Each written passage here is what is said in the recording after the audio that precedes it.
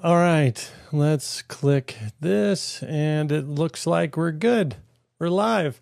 Hey, I'm Kelly O'Connor. Last week, I introduced an idea that I call the generosity gap, and that's the distance between charitable intention and permanent charitable impact, or the reality, right? So we have individuals with clear intention, but what actually ends up happening.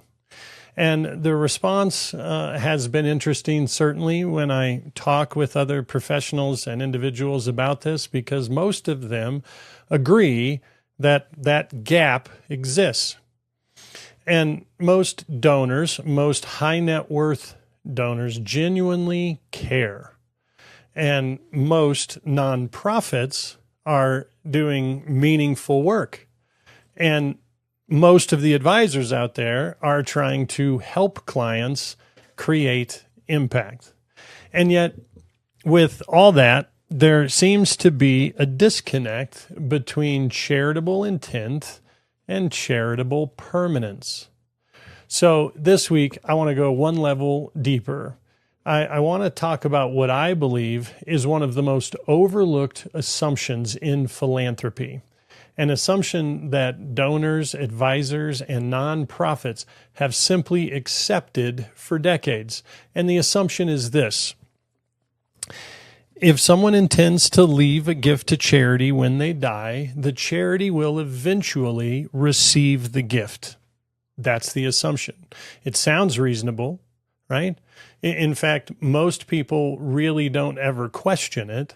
And you have a donor who loves an organization. They've supported it for years, maybe decades.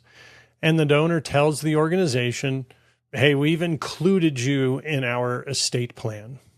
And the organization celebrates. The donor joins the legacy society of that organization, and everybody feels great. The problem is that intentions are not outcomes. And that distinction really matters. As a matter of fact, it's critical. It matters a lot. I recently came across work by Dr. Russell James. He's probably, if not, he is the leading researcher in charitable planning. And he uses a phrase that immediately caught my attention. He uses what he refers to as fantasy island.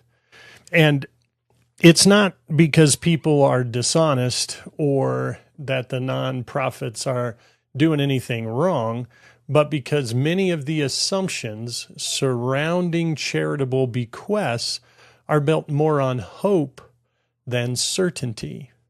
So think about it. That successful donor signs a document today, and the organization may not receive that gift for 10 years, 20, 30 years, maybe even longer. And how much can change in 30 years? I mean, everything, right? Children are born, grandchildren arrive, businesses are sold, health changes, relationships change, priorities change. And certainly estate plans change. And that's not criticism, it's just life. And the more I thought about this, the more I realized that many organizations are counting future impact based on promises that remain completely revocable. Now, here's where it gets really interesting. When I was first introduced into the philanthropic world, I assumed most organizations had substantial endowments. I assumed decades of donor support naturally translated into long-term permanent funding. But that's not what I found. It's not what you'll find if you dig in. Many of these organizations spend enormous effort cultivating donors and far less effort protecting donor revenue. And that creates a hidden vulnerability. So imagine a donor who gives $50,000 every year. They've been doing this for 20 years, let's say, and that donor passes away tomorrow. Well, what's the plan? Not the hope, what's the plan? How does the organization replace that revenue? Because in many cases, the answer, it seems pretty simple, right? They start looking for another donor, and the cycle begins again. Now, before somebody misunderstands me here, I'm not suggesting plan giving is bad. Far from it. We need it. I'm suggesting that perhaps we've confused charitable intention with charitable certainty. Again, this is the gap. Intention and certainty are not the same thing. One of the most powerful ideas I've encountered recently is this: a promise is revocable, a plan is not. I mean, let that sit for a minute. A promise is revocable, a plan is not. The donor may fully intend to fulfill the promise, the organization may fully believe the promise, and the advisors involved may fully document the promise. And yet it remains just that, a promise. That's very different from certainty. And that's really what I've become fascinated by.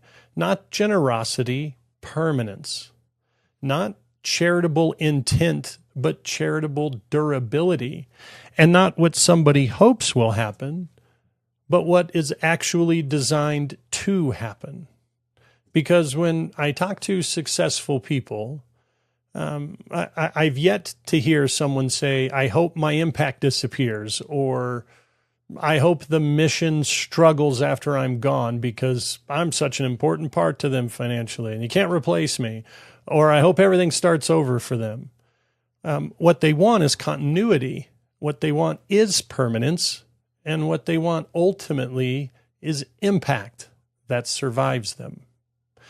So the question is whether the structures we commonly use are capable of delivering that outcome. And I think that's a question worth exploring, because the more I study philanthropy, the more convinced I become that generosity and permanence are not the same thing. Generosity creates impact today, and we need that for sure. Permanence protects impact tomorrow. And perhaps the most important question a donor can ask is not, how much should I give, but instead, what survives me? So I want to thank you for joining me live today. I'd love to hear your thoughts on this, and I want to leave you with a question. Have we confused charitable promises with charitable permanence? Have a great day.